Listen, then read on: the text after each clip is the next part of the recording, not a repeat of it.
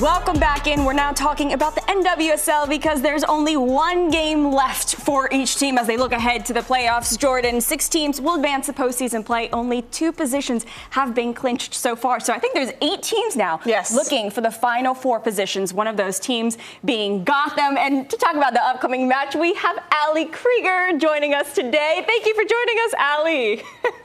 Hi, thank you so much for having me. I'm so honored to be here. Of course. So Gotham currently sit 4th with a big match against KC Current, which Jordan is going to be calling that game. I will be on the call. I mean, how's the club feeling right now? How's the feeling around the team as you guys look ahead to this game? We're actually so excited because, we knew it would come down to the very end and, the points were going to be so tight. And we are, so ready for this game. We obviously want to win. Yes, it's my final, club game, but it's hopefully not going to be my final game wearing the Gotham jersey. So we have motivation, to want to win just like everyone else. But I think we have, we're fortunate to play at home. And this is going to help us. We're going to have a great environment. The fans and supporters are going to be behind us. And I know that everyone's going to show up and show out. And I can't be more proud of the group because we have such an incredible group of players, but also human beings who have worked tremendously hard this entire season to just want to win. And I think that has been our mentality. And we are all bought into the principles and the task that, needs to be done. So I think we're in a really healthy, positive place, and we are ready for the challenge. Allie, some people might not know Gotham was dead last in NWSL last year. I think people knew. Oh, yeah. Okay. So the people who were in the know knew, but this has been a transformation within the club. Credit needs to go to Yael Averbuch West, bringing in Juan Carlos Amaros. How have those two been able to bring this different mentality? You said principles. What has been the main change within the group that has been led by those two people in particular?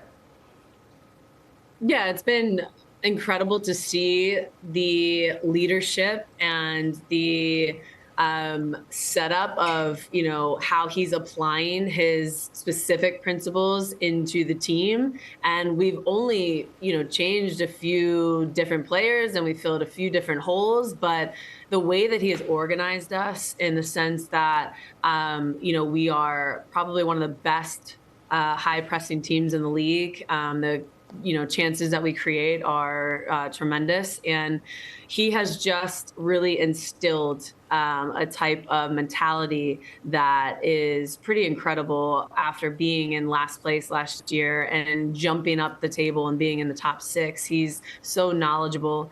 He's also treats us like human beings. And so it's really enjoyable to show up to work every day to not only play for each other and play for yourself, but play for him and play for our coaching staff and the technical staff. It's really great to continue to learn, even at my age. I don't know everything, and it's nice to show up still and learn something new. Wow. And I think that is why people love to come to work, because they're always learning, no matter what level you've played at.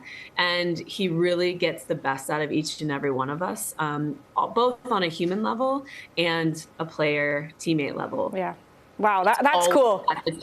Yeah, the team comes first, and I think we are all bought into that, and it's been really great. Yeah, I love that. And you could be learning down to your very last game, which is so important as a human. You want growth all the time. The thing that sticks out about this game in particular, you're playing Kansas City. They could be spoilers because they're one of the 2 teams that are out. It's an emotional game. We've already seen your teammates talk about you, particularly in some social media posts leading up to this last match. How do you manage the emotions of this game, but also what's at stake, and what's the talk around the locker room to be able to go into this game with the right mindset?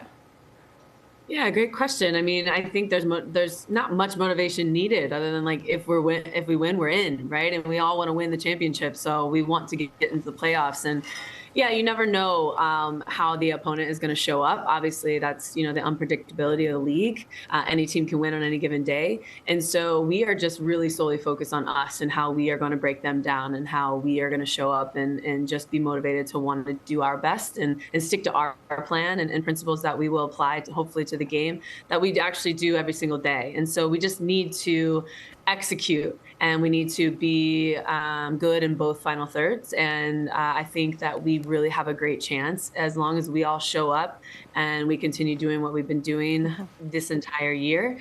And if we can create chances, hopefully I will prevent a lot of the opponent's chances in order for us to have more. And we just need to put the ball in the back of the net. And if we can do that, there's no doubt in my mind that we will win. Allie, you said you hope that this weekend isn't your last game in a Gotham jersey, so fingers crossed for that. But, when you eventually do get to that point of retirement, I mean, the best how special your own career has been. I'm really interested in knowing how you hope to be remembered in your playing career and just who you've been as a person on and off the pitch. Yeah, thank you. I really want to be remembered as a good person, a great teammate, and somebody who led by example. And I think I want to just leave the game better than where I found it. I want people to know how hard that I worked to fight for, better standards and better pay and equality and respect and what the players actually deserve, so that the younger players don't have to work as hard. That's the whole purpose of the older players, paving the path. And paving the way for these younger players to really get what they deserve, and they're going to do the same for younger players in the younger generations as they get older. So that's kind of what this job entails, and you have to just take that on. So I think I tried to roll my sleeves up in that position to really lead by example, to really apply certain principles specifically as what I value as an individual player and person. And people will never forget how you make them feel, both fans, supporters, and then my teammates and coaches. And so I've tried over the years to just be myself and to really show respect and kindness, because that's sometimes how you get the best out of people. Kriegs, we had the opportunity to be teammates, and one of the things that impressed me the most about you during your long career, both internationally and club level, is your mentality. How would you describe the mentality that you have had through your career to overcome so many different obstacles, but also see success that maybe some of us can only dream of? Yeah, I think the mentality is everything, right? You have to show up every day. And as you know, playing at this level is so difficult. And your mentality has to really be a fierce competitor, trying to make it very difficult for, the coaches to ignore you in order to stay at this level. Because I know sometimes think, oh, it's easy to get here. But what's actually very difficult is staying at this level, and even at the national team level, as you know, as well. It's such a fight and such a battle to get a contract year after year.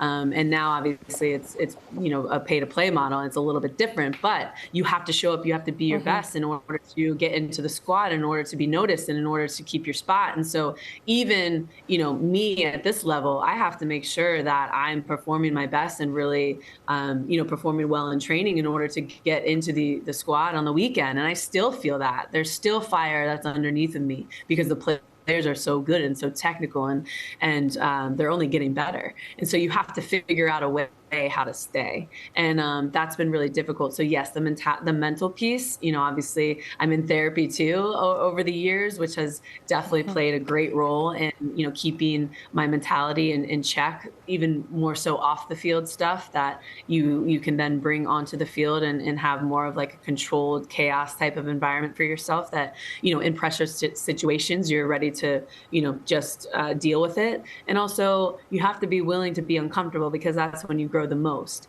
And so you kind of just have to have that uncomfortability within this space, because you're going to be better off from it. And that's really difficult to kind of take on. Yeah. So yes, mental piece is probably the most difficult part of the game. but you just have to focus on you and your task at hand and how you can bring that individual piece in order to help the group be successful. Well, you crushed that. You've also crushed a lot of players trying to go against you as you defended them. There's moments in your career that are going to stick with you, right? If you have to pick a couple of key moments from your long career that are your most cherished, what makes you smile? What makes you think, wow, that really happened?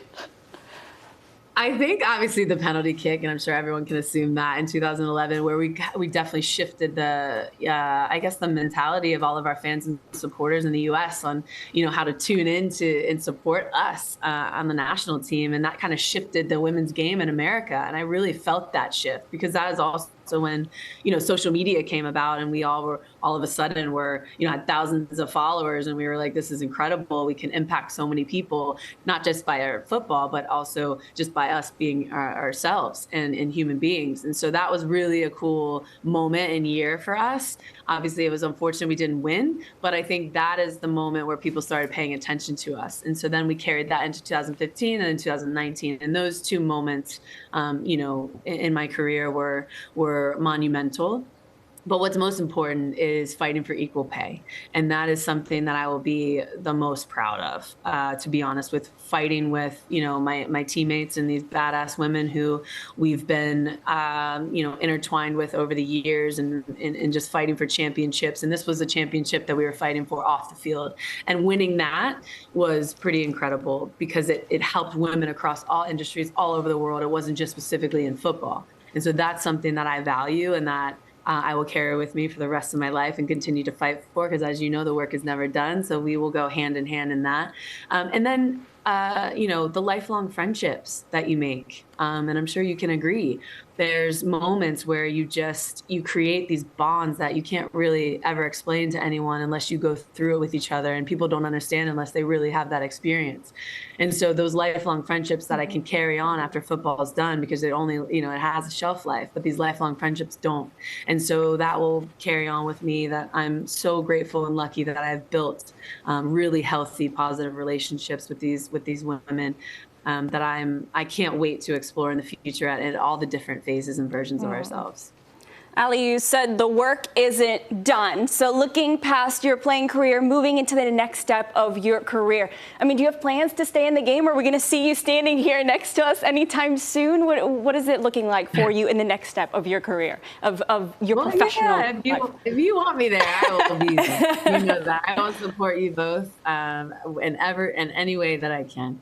I think this is wonderful, and I'm so excited for you both to be shedding a light on what's important in women's football. So yeah, I'm honored, and anytime you want me to come, I'd be glad. But yeah, I want to stay within the game because just like you, it's really important that we continue to use our platform and really put us on the map and continue to shed light on how great of people and footballers that we are, and the style that we play and the technical ability and all the things. That is pretty incredible to really, as long as you can see it, you can be it. And so the visibility is key. So I want to continue to stay in the game. I know what is needed, and I know that what the demands and the standards should be. So I think that that's really beneficial to have somebody who's played in the game for so long to really try to take it to the next level and get what these players really, really, truly deserve, and get all of these organizations and federations to really buy into women and the product that we can put out on the field. And so that is something that I will continue to do no matter what. And then broadcasting, I love talking soccer, as you can tell, analyzing, breaking the game down, talking about players and highlighting that how great we are, I think is something that I'd love to do both on the women's and men's side. Yeah. Well, since you just keyed in on that, we're gonna put you to the test here, Ali. With attacking third, we talked about NWSL, this decision day. That's really an MLS term. So we're trying to figure out what we should call Sunday for NWSL. On attacking third, these are some of the things they said. Dia de los Muertos, Quest for the Crown. We have Destiny Day and NWSL FG. LFG, the key of that part. So if you had to rename this last day in NWSL, where there are 4 playoff spots, 8 teams are competing for it, it is going to be madness. I don't know. Give us a little taste of what you would call it. gosh. Putting her on the spot here. Yeah, I mean, I kind of love, I don't know. I think like Quest of the Crown is great, but I would be like Quest of the Queens. That would be kind of cool. I don't know. I think it is going to be madness, and it's going to be wild, and people are going to have to buckle in because it's going to be very exciting. I don't know. Quest of the Crown. Or Quest for the Crown was Darian Jenkins' suggestion, so you're keeping it in the Gotham fam with that, and it feels like you guys talked about this a little bit. I really like that. Yeah, that sounds fitting for the moment that we're in. All right. I love it. I think it's I would say Madness Day. That's what it sounds like to me. It's going to be wild. Allie, thank you so much. I know we put you on the spot with that last one. Maybe we'll get something from you afterwards. Yeah, keep thinking about it. Thank you so much for joining us. It's been a pleasure having you on here. And congratulations. What a career, Allie. What a career. Thank you. I appreciate you both, and can't wait to see you soon. Yeah. Thank you, Allie. Well, we're going to take a quick break here. Don't go anywhere. We'll be back after the break with more Footy Talk.